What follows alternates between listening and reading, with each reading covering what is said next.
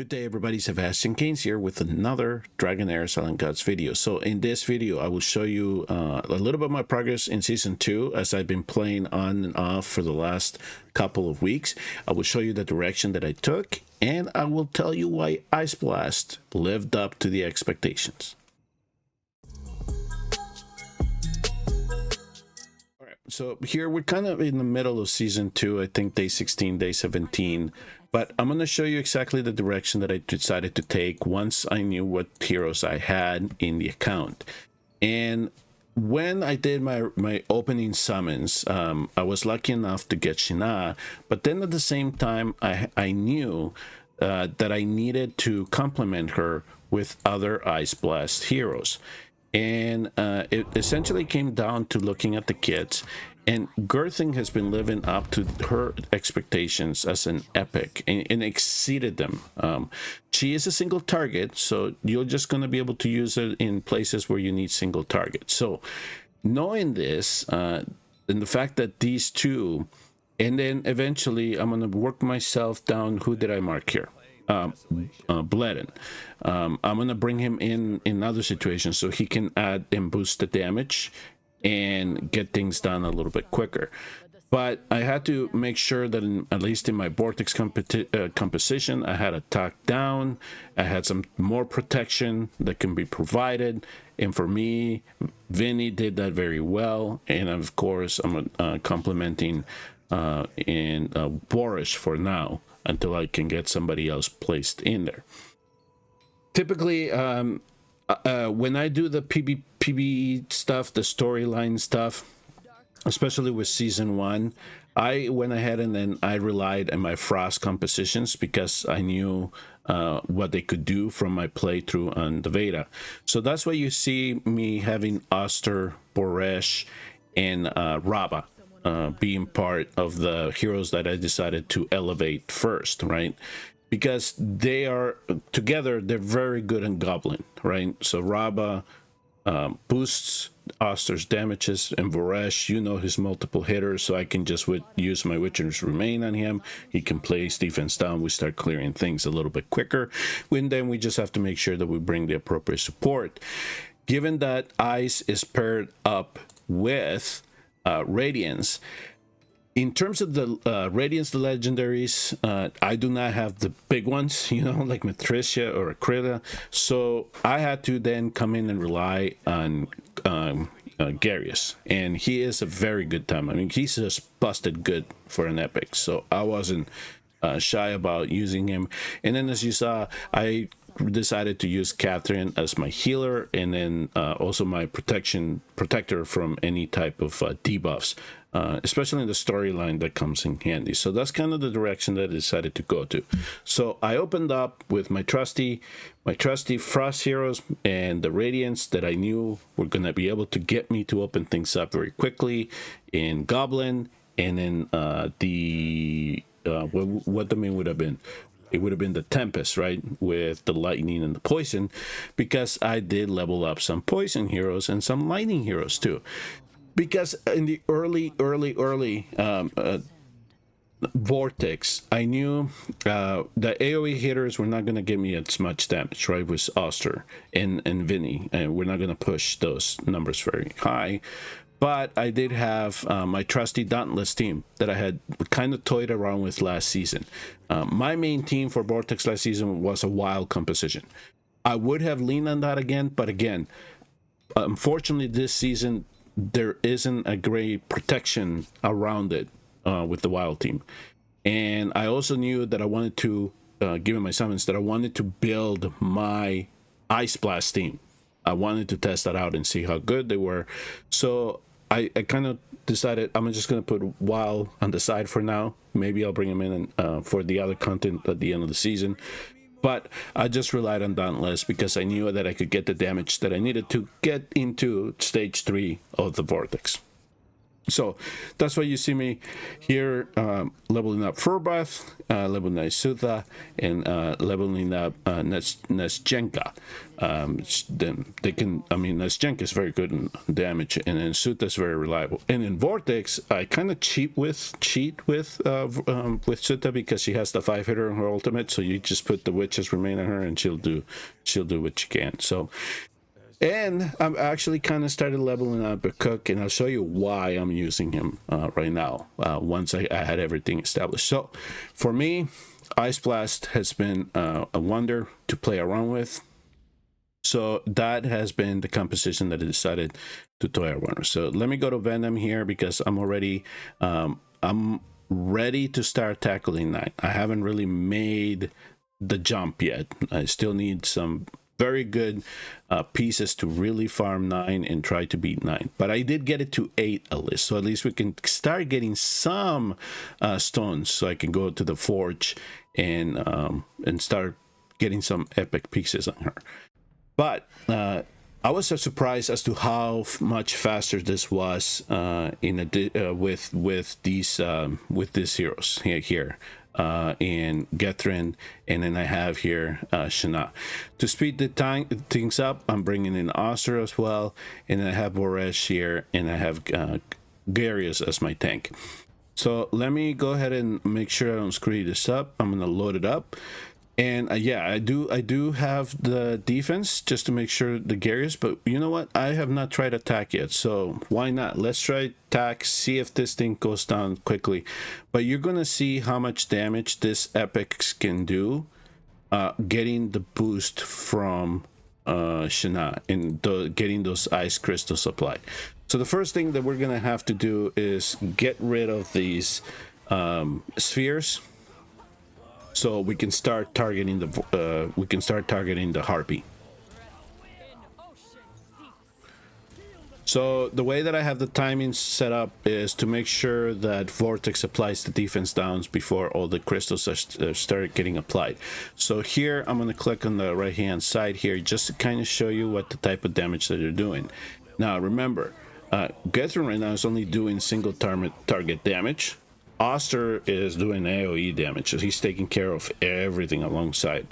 But once Gethrin starts getting those ice crystals stacked, she can keep up with Oster in terms of damage. And that's just surprised me, especially with her just elevating that epic in terms of how much damage she can do. So here you can kind of see how many stacks. It's like 4 to 5 just consistent stacks that they can do.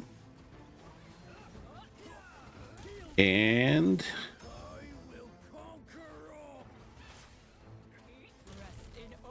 there we go. One more hit should do it. One more hit. And so that's what I've been able to manage just to get it to stage 8. And you see how quick or how the run, you know, with Garius, it was just, you know, very safe, not too much to worry about. Let me go to redeploy here. So in terms of her, she's just getting epic gear on her. That was just enough to, you saw that single target damage that she did. Oster right now, again, same thing, just epic gear. So there, I already have some legendary pieces that I'm using for other content, but for this, I just wanted to show you just to get some epic pieces on these heroes. That was just enough to boost it. And so once I start getting legendary, this thing should just speed up even more, right? So I'm not using them in Goblin, of course, because they're single target. So you want AoE in Goblin, you want to get those done as quickly as possible. Now let me take you over to Curse, because I was actually surprised. I didn't think that they were going to last that long. Again, I can. I've only made it to 8, but I can manage the Prince, and that's the key here. So for the Prince, let me do load to make sure. Do I have, yep, I have Vorish here, and then I have Gerthen, and then I have Shinnah. Who's in the back? Okay, Vinaraya. So yeah, so I'm using her for the protection. You know, the shield. We're gonna try to control the recharge on the prince and try to make sure that we get that down. And at the same time here, we're using Garius to tank this. So all I'm looking for is that attack down from Vinaraya to make sure that he's always in control. And I also want to make sure that I can manipulate his recharge speed so he doesn't take as many turns. So here we go. So I guess I did not set the skill timers here, but I was just doing some I did the first run to try to clear 8, and then I saw it just work, and that was, you know, it just, I was actually surprised. So now if things start landing a little bit better, you'll see how it speeds up as Gethrin starts building up her stacks. So here, let me see if I can. Here, let me make sure that it's delayed just by a little bit. All right, so place the defense down. All right, let's let her go. And then hopefully Gretton can get a good hit out of this. And there we go. So you can kind of see the damage here on the right hand side. She's pretty much carrying the battle, carrying it with the boss. And as the battle progresses, she starts getting stronger, and you just see the health bar decrease a lot faster. And the attack down from Vinny is really helping here. And we want to knock down the recharge speed of the prince here. It actually helps us to manage these buffs. All right, let's see. Ooh, we got close there. We got close there. So I need to play with the timings a little bit. So we'll get that squared off for when we start actually farming. So I'm waiting for the double rate on the legendary pieces to farm, to make sure that we get good use of our stamina.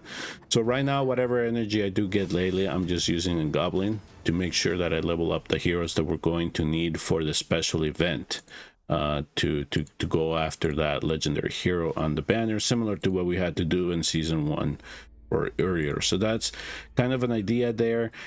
If you control the prince, make sure that he doesn't hit you with those buffs up. You should be golden. We can time Vorage to try to help us with that. But you saw how efficient they were at bringing the prince down, so that was no big deal there. So here's what I was able to come up for Grave of Rot stage 8, and I've been running it with by Cook. So we have in Barrage Garius joining Gethrin and Shinnah here to try to take on the hero or the boss, excuse me, and by Cook to make sure that he cleanses. So I think the skill timings should be set. All right, let's try this and see how we pan out, because this one just was one of the recent ones that I opened up, and I had to run it 8 times for the trials challenges so I could clear that. So I started pushing, you know, I started pushing Rod, and I went 5, 6, 7, 8. And then I stopped at 9, of course, because 9, now you start talking about trying to get legendary gear.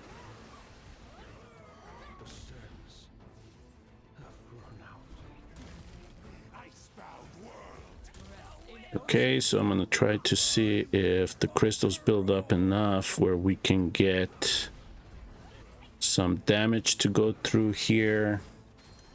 And as you can see, she is excelling at it. She's doing phenomenal with it. So if I had a hero, an Ice Blast hero that had a multi-hitter on the ultimate, I can't imagine the amount of damage that they would do together. The stacks on Gethrin would just build up. All right, come on, because don't let me down.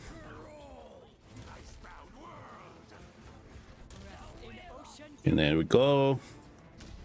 Perfect. Crystals are building up. Let's do some damage, folks. Come on. All right, Cook. One good cleanse, buddy. One good cleanse. Okay. And I think we got it. We just need some good hits here, and there we go. We cleared it. So they've definitely lived up to my expectations. I think with somebody like Boresh, if I would have been using, or even my Dauntless team, given that they're melee units, I would have to give them a little bit more protection.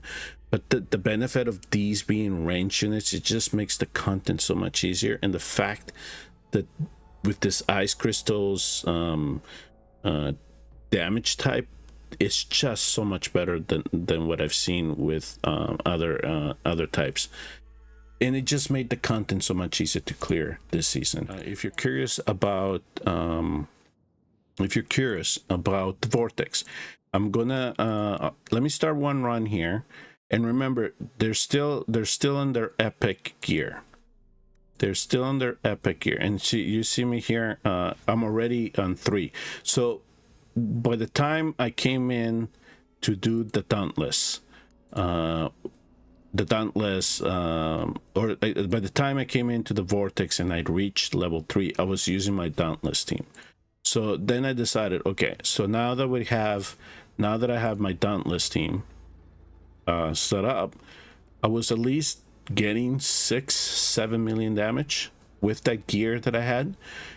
I switched over to the Ice Blast team, and that's what you see is the damage that I have been able to do has been in that 11-12 million range. And then once I'm start upgrading the pieces, the legendary pieces, I'll be able to jump into 4 in once we unlock that particular stage. So I'm gonna let this run, and then I'll come back, or I'll fast forward to the what looks to be the end of the run.